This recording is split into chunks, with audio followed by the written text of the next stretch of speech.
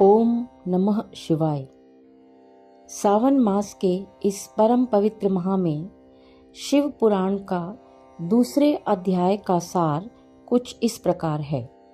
शौनक जी ने कहा, हे सूत जी, आपको परमार्थ तत्व का संपूर्ण ज्ञान है। आपकी कृपा से, आपकी बताई हुई दिव्य कथा से आज हमने ये जान लिया है कि इस भूतल पर कल्याण के लिए इस कथा से उत्तम दूसरा कोई साधन नहीं है। अब आप हमें कृपा करके यह बताइए कि इस पृथ्वी पर इस कथा को सुनकर किस प्रकार के पापी शुद्ध हो सकते हैं।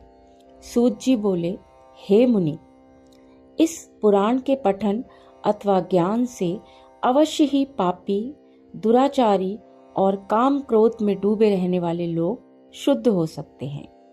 कुछ प्राचीन इतिहास का वर्णन मुनियों ने इस प्रकार से दिया है, जिसके श्रवण या पठन से पापों का संपूर्ण नाश हो जाता है।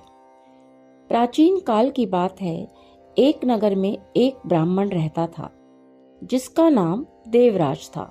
वह ज्ञान के विषय में बहुत ही दुर्बल, दरिद्र और वैदिक धर्म से विमुख था। वह अपनी दिशा से भ्रष्ट हो गया था और वैश्यावृत्ति के कामों में लगा रहता था। उसे स्नान, संध्या आदि कामों का ज्ञान नहीं था। वे हमेशा उस पर भरोसा करने वालों को ठगता था।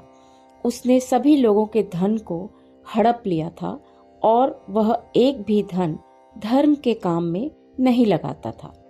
एक समय जब वो घूमता हुआ वहां पहुंचा, जब बहुत सारे साधु महात्मा इकट्ठे थे। वहां एक शिवालय था। उसकी नजर उस शिवालय पर पड़ी। उसको ये सब देखकर ज्वर आ गया और उसे पीड़ा होने लगी।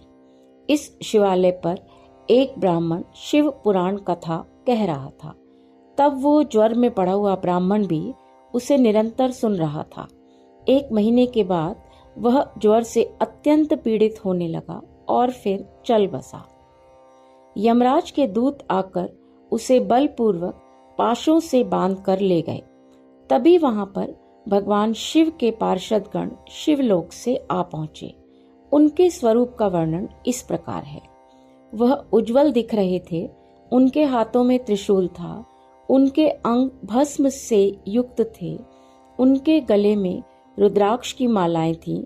वे लोग अत्यंत क्रोध के साथ यमपुरी में गए और यमराज के दूतों को खूब मारा और धमकाया और उस देवराज को उनके चंगुल से छुड़वाकर अपने अद्भुत विमान में बिठाकर कैलाश पर जाने लगे।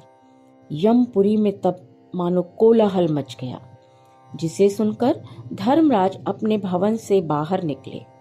तब भगवान शिव के उस दूत को देखकर धर्मराज ने अपनी ज्ञान दृष्टि से सब कुछ जान लिया और उनकी पूजा की। उन्होंने भय के कारण उस दूत से कोई प्रश्न नहीं किया। फिर वो दूत कैलाश को पहुंच गए और वहां पहुंचकर उन्होंने देवराज को भगवान शिव के हाथों में सौंप दिया। इस प्रकार शिव पुराण के केवल श्रवण मात्र से देवराज शिवलोक को प्राप्त हुआ। इस प्रकार शिव पुराण का दूसरा अध्याय समाप्त हुआ।